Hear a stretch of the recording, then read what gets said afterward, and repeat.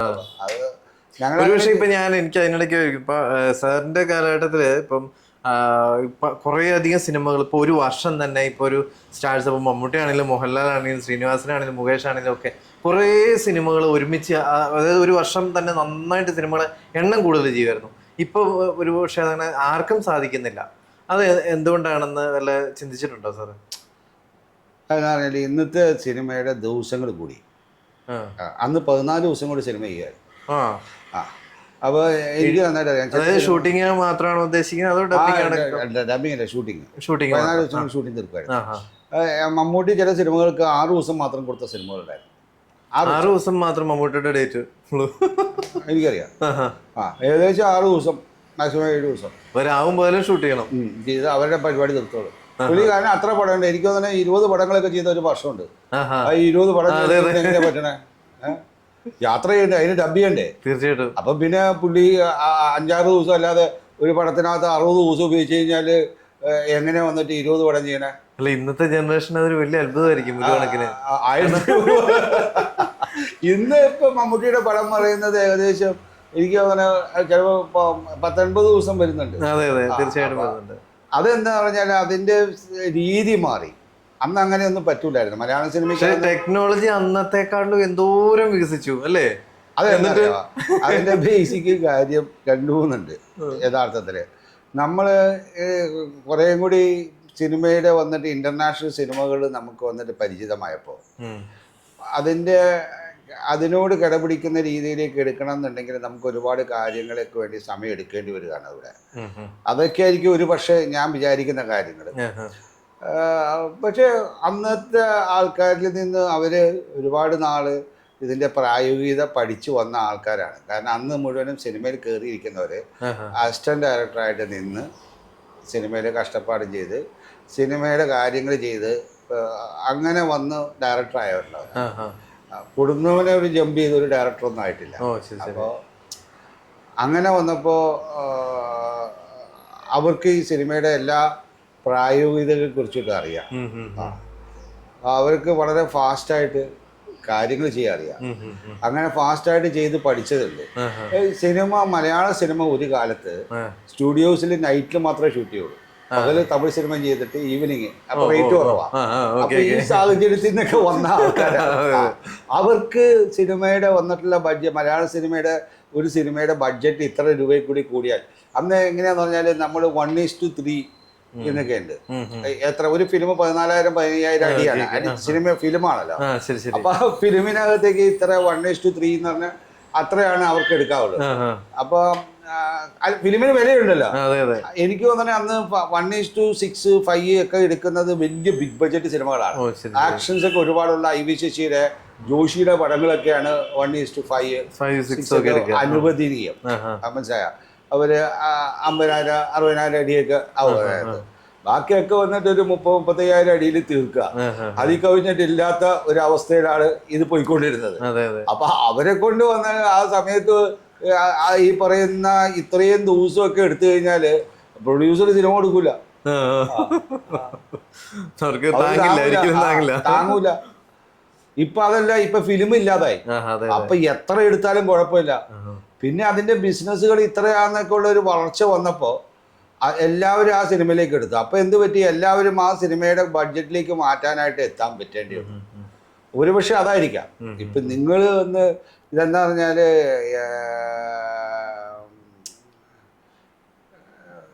Like neighbours എൻവി എന്നൊക്കെ പറഞ്ഞ പോലത്തെ ഒരു സാധനം. നിങ്ങൾ ഉണ്ടാക്കിയ ഒരു സാധനം ഉണ്ടാക്കിയെടുത്താല് ഞാൻ അത്രയും ദിവസം വരാൻ നേരത്ത് നമുക്കൊരു സംശയം, നമ്മൾ ചെറിയ രീതിയിൽ തുറന്നായി കഴിഞ്ഞാൽ ചിലപ്പോൾ ഒരു കോമഡി എങ്ങാനും കുറഞ്ഞു പോയി നമ്മുടെ ഒരു വിലയില്ലെങ്കിലോ. നീ എത്ര ദിവസം ഷൂട്ട് ചെയ്ത്?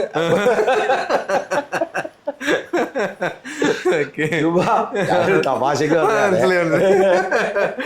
അവൻ അത്രയും ദിവസം ഷൂട്ട് ചെയ്ത് ഞാൻ ഇത്ര തീർത്ത് കഴിഞ്ഞാൽ അല്ലെ എനിക്കൊരു കുറവ് വന്നാൽ എന്ത് ചെയ്യും? ഒരു പെർഫെക്ഷൻ നോക്കിയിട്ട് പോവുകയാണ്.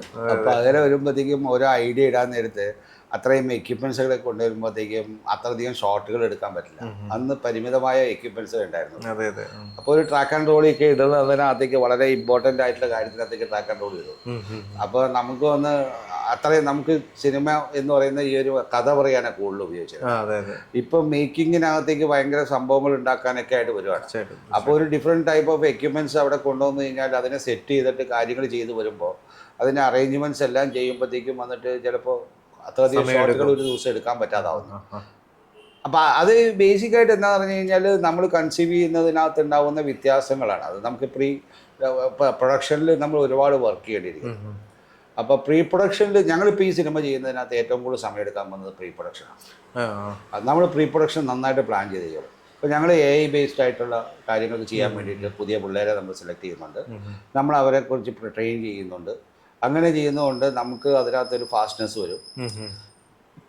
അപ്പോൾ ആ തരത്തിൽ വന്നിട്ട് ഇപ്പോൾ ഒരു ദിവസം എടുക്കുന്നതിനേക്കാളും അന്ന് ഡേ ആൻഡ് നൈറ്റ് എടുക്കുമായിരുന്നു. ഇന്ന് അങ്ങനെ വന്നിട്ട് എടുക്കാൻ സാധിക്കുന്നില്ല, പല കാരണങ്ങളും കൊണ്ട്. ഇപ്പോൾ അതെന്താ പറഞ്ഞാലുണ്ടല്ലോ, ഒരു വലിയൊരു പ്രശ്നം ഉണ്ടാകുന്നതെന്ന് പറയുന്നത് നമ്മുടെ നാട്ടിലേക്ക് പറിച്ച് നടപ്പെട്ടപ്പോഴത്തേക്കായിരിക്കാം. എന്തുകൊണ്ടാണെന്ന് എനിക്കറിയില്ല. അപ്പോൾ ഒരു ഷോട്ട് എടുക്കുന്നതിന് ഒരു നല്ല സമയം എടുക്കും. ഇപ്പം നമ്മളൊരു ഷോട്ട് സെറ്റ് ചെയ്യണം. അപ്പോൾ ഒരു ഷോട്ട് സെറ്റ് ചെയ്ത് കഴിഞ്ഞ് കഴിഞ്ഞാൽ ഞാനിപ്പോൾ ഒരു പല സിനിമയിലും ഞാൻ കണ്ട ഒരു കാര്യത്തിനകത്താണ്. അപ്പോൾ അതിനകത്തേക്ക് തൊട്ടടുത്ത് ഇരുന്നില്ല എന്നുണ്ടെങ്കിൽ നമ്മൾ കുറച്ച് ദൂരെയാണ് ഒരു നമുക്ക് അറേഞ്ച് ചെയ്തിരിക്കുന്ന കാരവൻ ഉണ്ടെങ്കിൽ ഇപ്പോൾ ഒരു വണ്ടി അവിടം വരെ എത്തണം. എന്നിട്ട് ആ വണ്ടിയിൽ നിന്ന് ഇറക്കി തിരിച്ചുകൂടെ കൊണ്ടുവന്ന് ഇവിടെ കൊണ്ടുവരേണ്ടി. അപ്പോൾ അങ്ങനെ വരുമ്പോഴത്തേക്കും ആ ആർട്ടിസ്റ്റ് അവിടെ വന്ന് സെറ്റപ്പ് ചെയ്ത് ആകുമ്പോഴത്തേക്കും കുറച്ച് സമയം എടുക്കാം. അങ്ങനെ ഒരുപാട് പരിമിതികൾ ഇതിൻ്റെ ലൊക്കേഷൻ്റെ അറേഞ്ച്മെൻറ്റ്സിലും അത് ഡിസൈഡ് ചെയ്യുന്നതിനകത്തുള്ള പ്രശ്നങ്ങളും. അങ്ങനെ നമ്മളതിൻ്റെ ഒരു കോസ്റ്റിൻ്റെ കാര്യത്തിന് റിയലായിട്ട് വർക്ക് ചെയ്യാത്തതിൻ്റെ ഒരു പ്രശ്നമുണ്ട്. അതിൻ്റെ കാരണം എന്താണെന്നുള്ളത് നമ്മൾ സ്റ്റഡി ചെയ്യേണ്ടിയിരിക്കുന്നു, എക്സാക്ട് സ്റ്റഡി. ഞാനിപ്പോൾ അതിനകത്തൊരു മറുപടി പറയുന്നത് ശരിയല്ല, എനിക്കറിയില്ലല്ലോ, ഞാൻ അങ്ങനത്തെ പടങ്ങൾ എടുത്തിട്ടില്ലല്ലോ. അപ്പോൾ ഞാൻ ആധികാരികമായിട്ട് അതിനെക്കുറിച്ച് പറയാൻ പറ്റില്ല. പക്ഷെ ഒരു കോസ്റ്റ് കുറയണം എന്നുള്ളതിനകത്തേക്ക് പറയുന്നതിനകത്ത് കറക്റ്റാണ്. അല്ല, ഇപ്പൊ ഈ AI ടെക്നോളജി ഒക്കെ വരുന്നത് ശരിക്കും ഉപയോഗിച്ചു കഴിഞ്ഞാൽ എനിക്ക് തോന്നുന്നു ഒരു എങ്ങനെ പോലും ഒരു 50% കുറയ്ക്കാൻ പറ്റുമെന്ന് തോന്നുന്നു. കാരണം അതെ, ബേസിക് ഇതിനെ കുറിച്ചൊരു ധാരണയാണ്. ഞാനിതെന്ന് പറഞ്ഞാൽ ഇതൊരു it's not a master to us, it can assist us.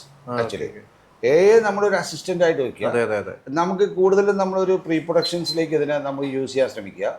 അങ്ങനെ പ്രീ പ്രൊഡക്ഷനിൽ നമ്മൾ ഇതിനെ വർക്ക് ചെയ്യാനായിട്ട് തുടങ്ങിക്കഴിഞ്ഞാൽ നമുക്ക് കുറേ കാര്യങ്ങൾക്ക് വന്നിട്ടുള്ള അതിനകത്ത് എല്ലാ പ്ലാനിങ്ങും പക്കയാക്കാൻ സാധിക്കും.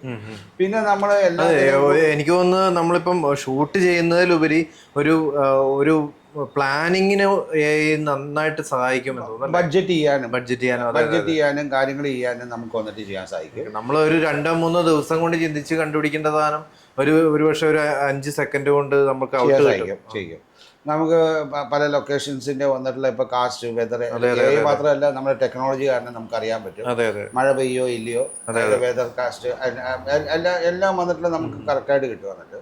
അപ്പോൾ അങ്ങനെ ഒരു പ്രൊഫഷണലായിട്ട് നമ്മൾ ടെക്നോളജിക്കലി ആയിട്ട് മാറേണ്ടിയിരിക്കും. സാധാരണഗതിയിൽ കുറച്ച് സാറിൻ്റെ ഈ ഒരു പ്രായത്തിലുള്ള ക്രിയേറ്റേഴ്സ് ഇപ്പോൾ ഈ പുതിയ ടെക്നോളജിയോട് ചിലപ്പം ഒരു പിന്തിരിഞ്ഞ് നിൽക്കുന്ന ഒരു രീതി കാണാറുണ്ട്.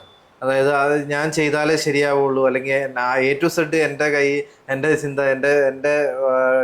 അല്ലെങ്കിൽ എൻ്റെ ക്രിയേറ്റിവിറ്റി മാത്രം മതി എന്ന് പറയുന്ന രീതികൾ കാണാറുണ്ട്. അപ്പം അതിൽ നിന്ന് മാറി ചിന്തിക്കാനുള്ള ഒരു കാരണം എന്തായിരിക്കാം?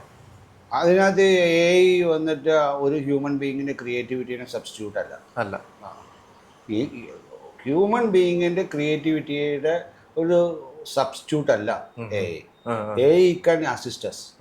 ഞാൻ അങ്ങനെ അതിനെ കണ്ടിട്ടുള്ളൂ, മനസ്സിലായോ? നമ്മുടെ ജീവുമ്പോൾ നമ്മുടെ കംപ്ലീറ്റ് അങ്ങനെയായിട്ട് നമ്മൾ ഉപയോഗിക്കുമ്പോഴേ അതിനകത്ത് നമുക്ക് വന്നിട്ട് പൂർണ്ണത കിട്ടുള്ളൂ നമ്മളെ സംബന്ധിച്ചോളം. റീസെൻ്റ് ആയിട്ട് കഴിഞ്ഞ നമ്മൾ ജപ്പാനിലെ റീസെൻ്റ് എന്ന് വെച്ച് കഴിഞ്ഞാൽ ഒരു വലിയൊരു ഫെസ്റ്റിവൽ, അതായത് സ്റ്റോറി ഫെസ്റ്റിവൽ നടക്കുന്നു. അപ്പോൾ അവിടെ ഏറ്റവും നല്ല സ്റ്റോറിക്ക് കിട്ടിയ ഒരു അവാർഡ് കിട്ടിയ ആൾ അവസാനം ഈ അവാർഡ് ജേതാവ് എന്ന് പറയുന്നത് ഞാൻ ഇതിനകത്ത് ഭൂരിഭാഗവും AI ചെയ്തത് എന്ന് പറഞ്ഞപ്പോൾ അവിടെ ഉള്ള ആൾക്കാർ പറഞ്ഞു, ഞാൻ കേട്ടത് ഒരു ചെറിയൊരു കഥയാണ്. അപ്പോൾ അവർ പറയുന്നു അതിങ്ങനെ ശരിയാവും, കാരണം എന്ന് വെച്ച് കഴിഞ്ഞാൽ ബാക്കിയുള്ളവരെല്ലാം വളരെ ക്രിയേറ്റീവായിട്ട് ചിന്തിച്ചൊക്കെ ഇപ്പോൾ അങ്ങനെയൊക്കെ ലാസ്റ്റ് ഒരു തീരുമാനം എടുത്തത് അവരെല്ലാവരും കൂടെ തീരുമാനം എടുത്തതെന്ന് പറയുന്നത് AI ആണെങ്കിലും അതിന് കൊടുക്കേണ്ടതായ കമാൻഡുകൾ കൊടുത്തത് കറക്റ്റായിട്ട് കൊടുത്തുകൊണ്ടാണല്ലോ ഇത്ര നല്ലൊരു ഔട്ട്പുട്ട് കിട്ടിയത്. അപ്പം അതുകൊണ്ടാണ് അത് ആളുടെ കഴിവ് തന്നെയാണെന്നുള്ള രീതിയിൽ അവാർഡിനെ ശരിവെക്കുകയാണ് ഉണ്ടായത്. അതിന് കാരണമുണ്ട്. നിങ്ങൾ AI എന്ന് പറയുന്നത് ചുമ്മാ നമുക്ക് തരുന്നത് എല്ലാം വന്നിട്ടുള്ളതല്ല. രസം റൈറ്റ് ആയിട്ടുള്ള ഒരു ക്രിയേറ്റിവിറ്റി വരിക, അതിൻ്റെ പ്രോംപ്റ്റ് കൊടുക്കാൻ പറ്റണം. പ്രോംപ്റ്റ് കൊടുക്കണമെങ്കിൽ നിങ്ങൾക്ക് ആ സബ്ജക്റ്റ് നന്നായിട്ട് അറിയണം.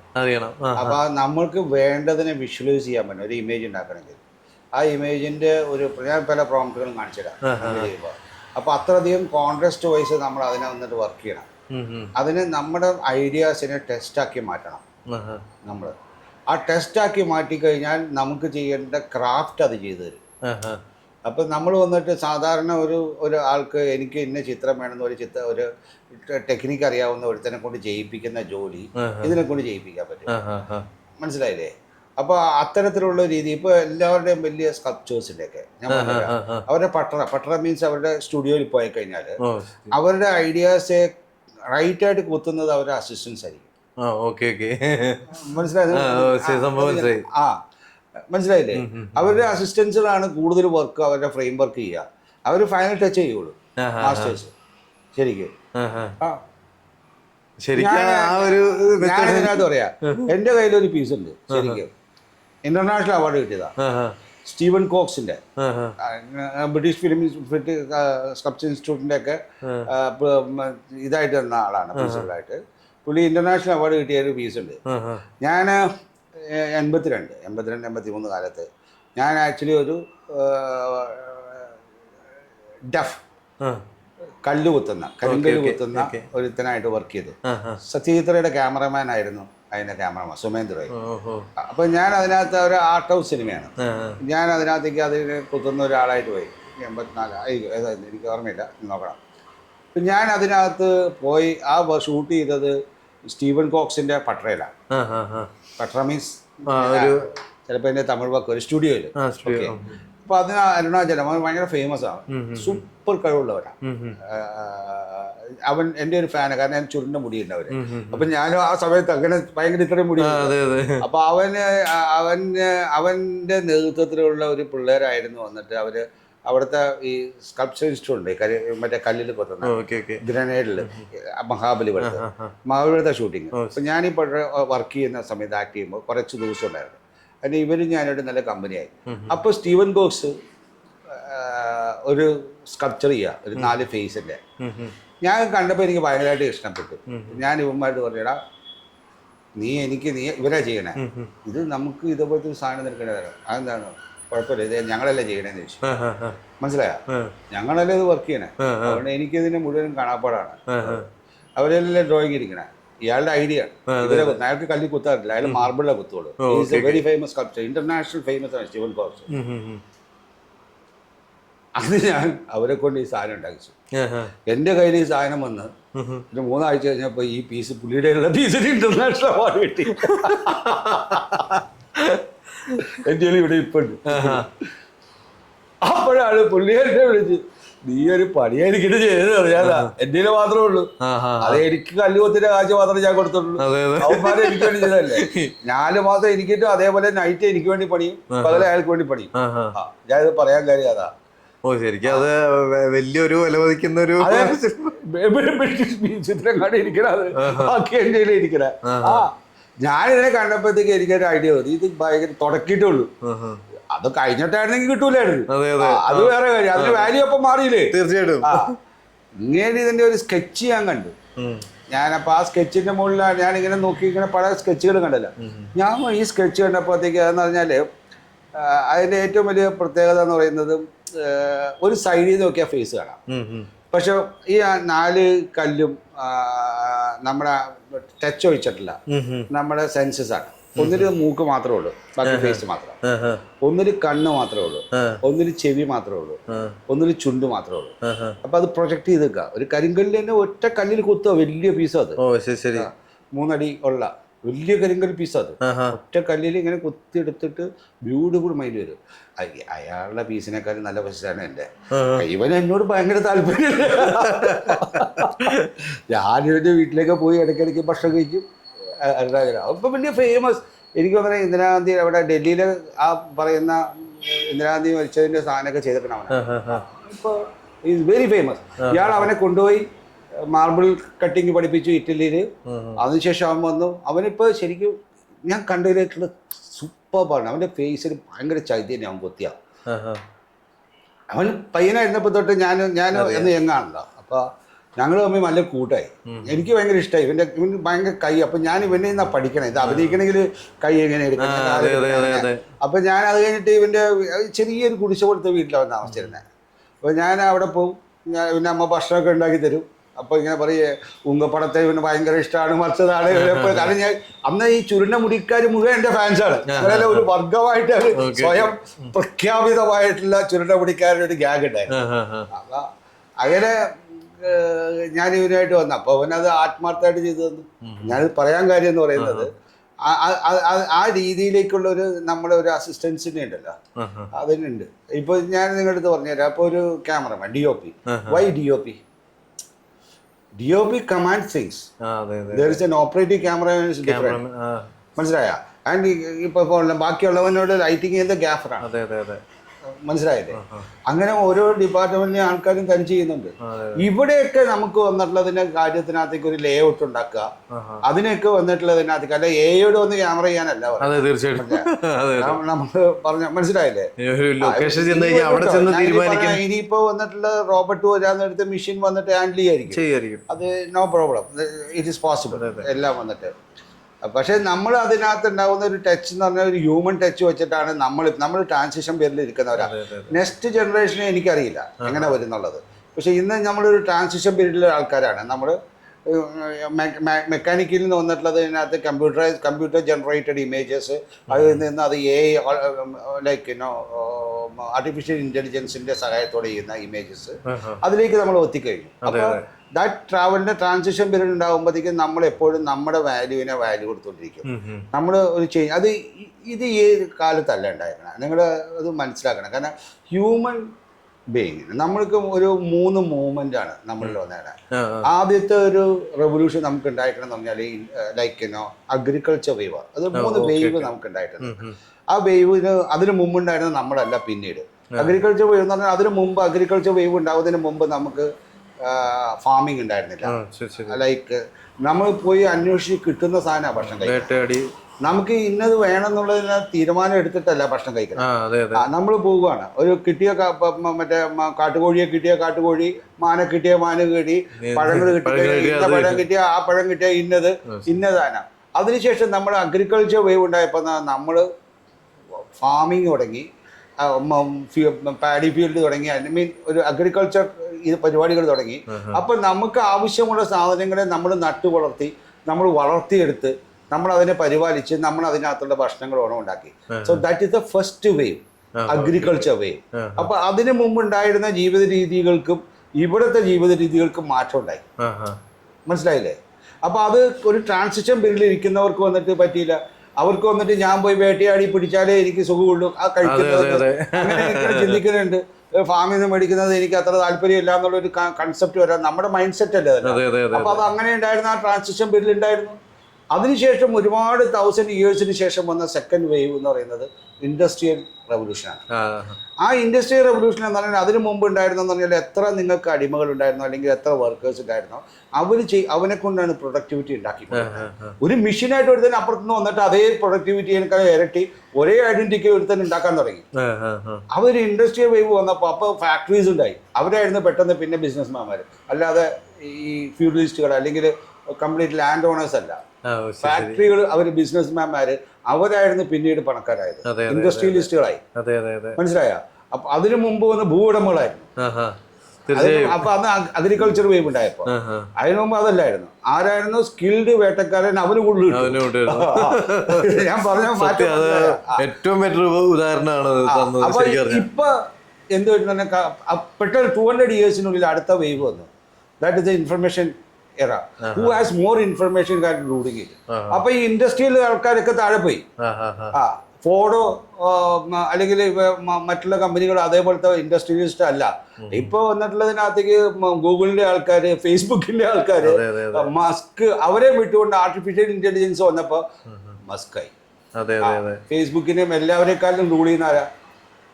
ഇത്തരം വന്നിട്ടുള്ള ആർട്ടിഫിഷ്യൽ ഇന്റലിജൻസും മറ്റുള്ള കാര്യങ്ങളും ഉണ്ടാക്കുന്ന ഓട്ടോമാറ്റിക് പരിപാടികളും ചെയ്യുന്ന വന്നിട്ടുള്ള മസ്കായി. അതെ അതെ അതെ. അതിനു തൊട്ട് മുമ്പ് ആരായിരുന്നു? ഫേസ്ബുക്കിന്റെയും ഗൂഗിളിന്റെയും മൈക്രോസോഫ്റ്റിന്റെയും ആൾക്കാരായിരുന്നു റൂൾ ചെയ്തത് അല്ലേ?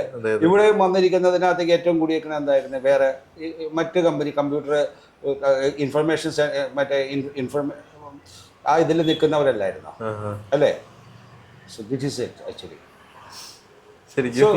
അല്ല, ഞാൻ പറഞ്ഞത് നമ്മൾ സി ലൈക്ക് ഞാൻ എൻ്റെ മാറ്റങ്ങൾ പഠിക്കുന്ന ആൽബിൻ ഡോക്ടറിന്റെ ഈ തേർഡ് വേവ് പഠിച്ചപ്പോഴാണ് 90s എനിക്ക് ഒരുപാട് മാറ്റങ്ങളുണ്ടായി. കാരണം അന്ന് ബാൻഡമേജ് പുസ്തകങ്ങൾ ഇറങ്ങാൻ തുടങ്ങി 87 കാലം. അപ്പോൾ ലൈക്ക് ഈസ്റ്റേൺ മിത്തോളജിയും വെസ്റ്റേൺ സയൻസും കൂടി മിക്സ് ചെയ്തിട്ടുള്ള ക്വാണ്ടം ഫിസിക്സിനെ കുറിച്ചുള്ള പുസ്തകങ്ങൾ വന്നു, ബിഗ് ബാങ് തിയറിയെ കുറിച്ചുള്ള പുസ്തകങ്ങൾ വന്നിട്ടുള്ള, ബ്രീഫ് ഹിസ്റ്ററി ഓഫ് ടൈം വന്നിട്ട് ഹോക്കിൻസിൻ്റെ, അതേപോലെ തന്നെ dancing of the voodoo masters, Tao physics, ഇത്തരം പുസ്തകങ്ങൾ വന്നിട്ടുള്ള ബാൻഡം ബുക്സ് ഇറക്കാൻ തുടങ്ങി. അപ്പോൾ നമ്മൾ അതിനകത്ത് അന്നേരം അതൊരു പ്രത്യേക മാറ്റങ്ങളുണ്ടായി 90 കഴിഞ്ഞിട്ടുള്ള ഈ ഇൻഫർമേഷൻ എറയെ കുറിച്ചുള്ളത്. അത് എന്തെങ്കിലും ഉണ്ടാക്കി. ഞാൻ ഇതിനെ കുറിച്ചിട്ടുള്ള എൻ്റെ വായനകൾ, എൻ്റെ രജനീഷിൻ്റെ കേൾക്കും, ജയകൃഷ്ണമൂർത്തിയുടെ സ്പീച്ചുകളും ഒക്കെ എൻ്റെ ഒരു മാറ്റം ഉണ്ടാക്കി. അപ്പോൾ ഞാൻ പുതിയ വ്യത്യസ്തമായ മേഖലയോടെ യാത്ര ചെയ്യണം എന്നുള്ള എൻ്റെ ആഗ്രഹം ഉണ്ടായി. അപ്പോൾ ഞാൻ പപ്പയുടെ സ്വന്തം പുസ്തകം കഴിഞ്ഞപ്പോൾ എനിക്ക് നിർത്താൻ തോന്നി. അതിന് വേറെയും പല കാരണങ്ങളും എനിക്ക് അന്നേരം ഉണ്ടായിരുന്നു. ആ കാരണങ്ങളൊക്കെ ഞാൻ ഇതിനകത്ത് എൻ്റെ എക്സ്ക്യൂസസ് ആയി കണ്ടെടുത്തു. പപ്പയുടെ സ്വന്തം അപ്പൂസിൽ ഉണ്ടായിരുന്ന അതിന്റെ ആഫ്റ്റർ എഫക്റ്റ് എനിക്ക് ഉണ്ടായിരിക്കുന്ന പ്രശ്നങ്ങൾ ലൈക്ക് എന്നെ അത്രയും വില്ലനായിട്ട് കണ്ടു. അപ്പൊ ഞാൻ നോക്കിയപ്പോഴത്തേക്കും ഇനി അത് ശരിക്കും വല്ലാതെ ഒരു മാറ്റം വരുത്തിയല്ലേ? കാരണം ആ കരിയറിനെ തന്നെ അങ്ങനെയല്ലേ, ഞാനൊരു ഭയങ്കര ക്രൂരനായിട്ട് ചില എടുത്തു അല്ലേ അപ്പുറത്തോടുകൂടി ഭയങ്കര ദേഷ്യമായിരുന്നു. എന്നെ കണ്ട കീറിക്കൊല്ലു എല്ലാവരും. ഇന്നത്തെ പോലെ ആൾക്കാർ ഈ സിനിമയായിട്ട് കാണാൻ അത്ര കാണുന്നവരുണ്ട് എങ്കിൽ പോലും അതിനെ ശരി റിയൽ ആയിട്ട് കാണുന്ന ആൾക്കാരുണ്ട്. അതായത് എന്റെ കാരിയറിനെ അത് ഗുണം ചെയ്യായിരുന്നു. പക്ഷെ ഞാൻ നോക്കിയപ്പോഴത്തേക്കും അതിനേക്കാളും കൂടുതൽ അതിന്റെ പേരിൽ വെച്ചുകൊണ്ട് ഒരു സിനിമാ നടൻ എന്ന് പറഞ്ഞാൽ എനിക്ക് എവിടെ വേണം വാക്യം ചെയ്യായിരുന്നു. അതിനെ ഞാൻ പ്രയോജനപ്പെടുത്തിക്കൊണ്ട് ഞാൻ എൻ്റെ മറ്റാഗ്രഹങ്ങളെ ഞാൻ വളർത്തിയെടുത്തു.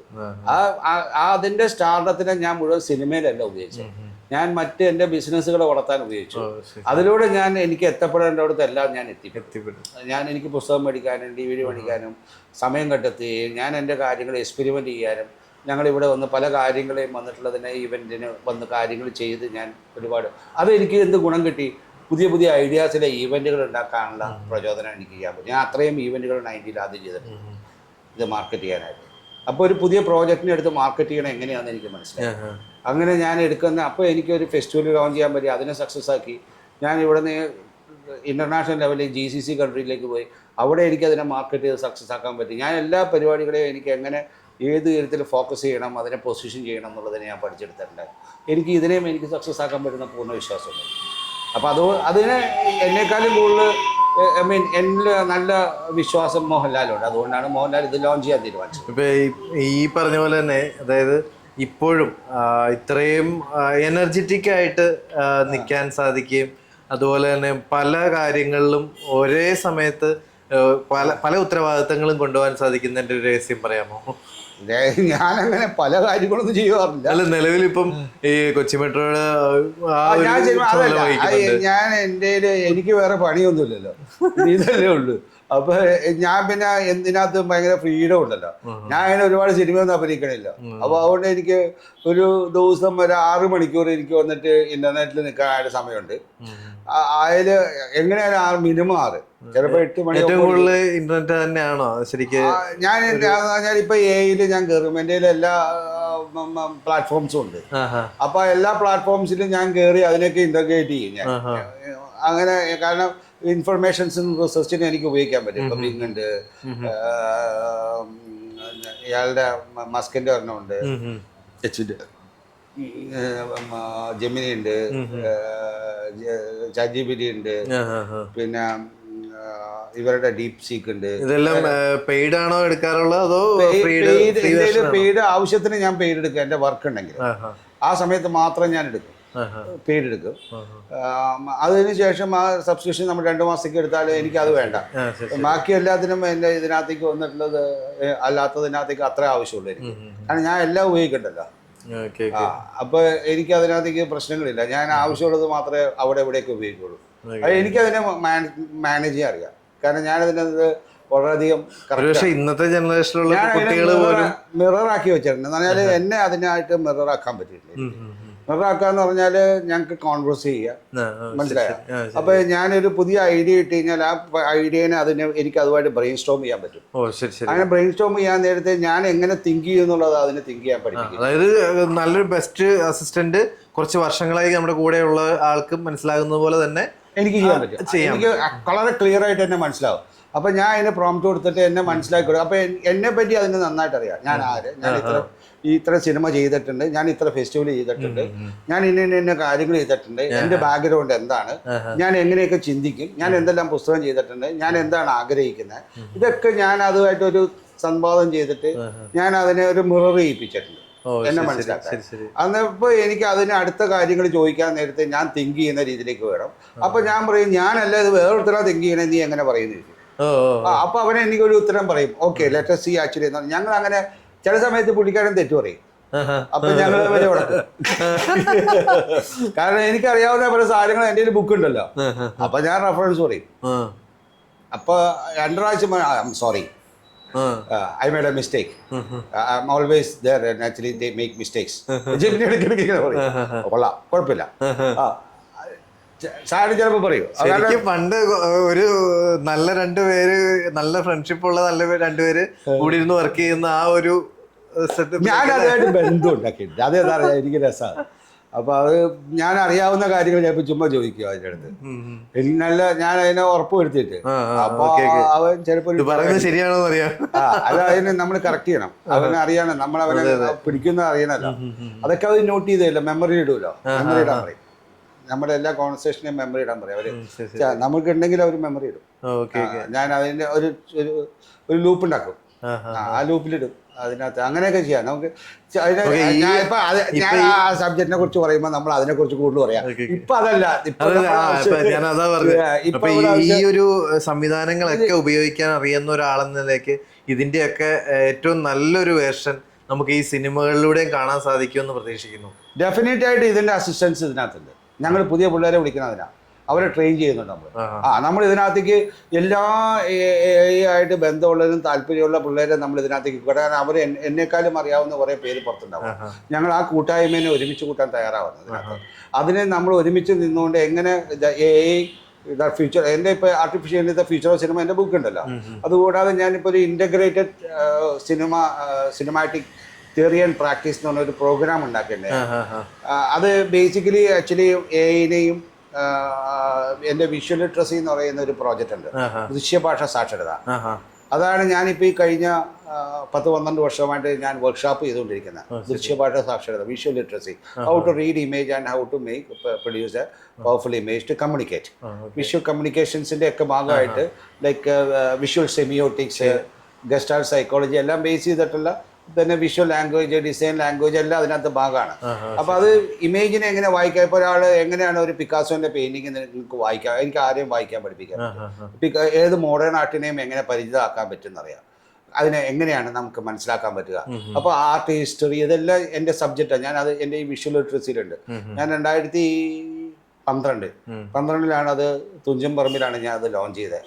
അത് visual literacy means in different പെർസ്പെക്റ്റീവിലാണ്. ലൈക്ക് ഞാൻ അവിടെ അന്ന് ക്ലാസ് എടുത്തായിരുന്നു. വന്നിട്ട് റൊമാൻറ്റിക് പോയറ്റ്സ് ഉണ്ടല്ലോ, റൊമാൻറ്റിക് പോയറ്റ്സിനെ ഞാൻ ഡോക്യുമെൻ്ററിയിലൂടെയും അവരുടെ സിനിമകളിലൂടെയും ഞാൻ ആ റൊമാൻറ്റിക് പോയറ്റ്സിനെ കുറിച്ചിട്ടുള്ള ക്ലാസ് എടുത്തിട്ടുണ്ട് ലിറ്ററേച്ചർ സ്റ്റുഡൻസിന്. അപ്പോൾ അതിനകത്ത് എന്ന് പറഞ്ഞാൽ അത് അവിടുത്തെ ഒരു പ്രൊഫസറിന് ഭയങ്കര ഇഷ്ടമായിരുന്നു അത്. അങ്ങനെ ഞാൻ 2-3 ക്യാമ്പസിൽ പോയിട്ട് വന്നിട്ട് ലിറ്ററേച്ചർ സ്റ്റുഡൻസിന് വന്നിട്ടുള്ളത് അതിനകത്തേക്ക് റൊമാൻറ്റിക് പോയറ്റ്സ് ഉണ്ടല്ലോ, ലൈക്ക് വില്യം ബ്ലേക്സിനെ കുറിച്ചുള്ള അവരെയൊക്കെ കുറിച്ചിട്ടുള്ള അതിനെക്കുറിച്ചുള്ള പ്രോഗ്രാമുകൾ എൻ്റെ ഉണ്ട്. അപ്പോൾ അതിനെ കാണിച്ചുകൊണ്ട് അവരെ കുറിച്ചുള്ള ചർച്ച ചെയ്യിപ്പിച്ചിട്ടുണ്ട്. അപ്പോൾ ഞാൻ സിനിമേനെ പഠിക്കാൻ ഉപയോഗിച്ചിട്ടുണ്ട്. ഇപ്പോൾ ഗ്രാവിറ്റി വെച്ചിട്ട് ഞാൻ സ്കൂളിൽ വന്നിട്ടുള്ളതിനകത്തേക്ക് സ്പേസിനെ കുറിച്ച് പഠിപ്പിച്ചിട്ടുണ്ട്. പിന്നെ നമ്മുടെ ഇൻട്രസ്റ്റിലൂടെ നമുക്ക് അന്നല്ലേ ബാക്ക് റിഫോർഡിനെ കുറിച്ച് അറിയാൻ തുടങ്ങി. അതേപോലെ തന്നെ ലഗാനെ വെച്ചിട്ട് ഞാൻ സ്കൂൾ ഓഫ് മാനേജ്മെന്റ് ഞാൻ CMS കാണിച്ചത്. അത് how to build a team, perfect team, മനസ്സിലായോ? അപ്പോൾ അത് ഞാൻ കുസാറ്റിൽ ക്ലാസ് എടുത്തിട്ടുണ്ട് ഒരു പ്രാവശ്യം പ്രസന്റേഷൻ. എന്നും പുതിയ ലോകത്തിന്റെ കൂടെ നിന്ന് നല്ല ആ ഒരു വിഷയത്തെ കുറിച്ച് അവരോട് പറഞ്ഞ് മനസ്സിലാക്കാനായിട്ട് ഞാൻ എപ്പോഴും ഞാനിങ്ങനെ ഇല്ല, ഞാൻ ഇൻസ്റ്റിറ്റ്യൂട്ടിൽ പോകില്ലല്ലോ. ഞാൻ അഭിനയിക്കണമെങ്കിൽ നേരെ പോയി അഭിനയിക്കാനായിട്ട് ശ്രമിക്കില്ലായിരുന്നു. അപ്പൊ ഞാൻ ഇൻസ്റ്റിറ്റ്യൂട്ടിൽ പോയി പഠിച്ചു. ഞാൻ അതിന് സയന്റിഫിക് ആയിട്ട് എൻ്റെ എല്ലാ കാര്യത്തിനകത്തും എനിക്ക് പഠിക്കാൻ പറ്റുന്നിടത്ത് എല്ലാം നിന്ന് ഞാൻ പഠിക്കുന്നുണ്ട്. ഞാൻ അതിനെ വളർത്തിയെടുക്കുന്നുണ്ട്. എനിക്ക് എൻ്റെ സൗകര്യങ്ങൾ ഉണ്ടാക്കുന്നിടത്ത് ഞാൻ പോയില്ലെങ്കിൽ ഞാൻ ഉണ്ടാക്കിയെടുക്കുന്നുണ്ട്. ഞാൻ അതിനെ കളക്ട് ചെയ്യാനുള്ള എല്ലാ മെത്തേഡും ഞാൻ ഉണ്ടാക്കും. എൻ്റെ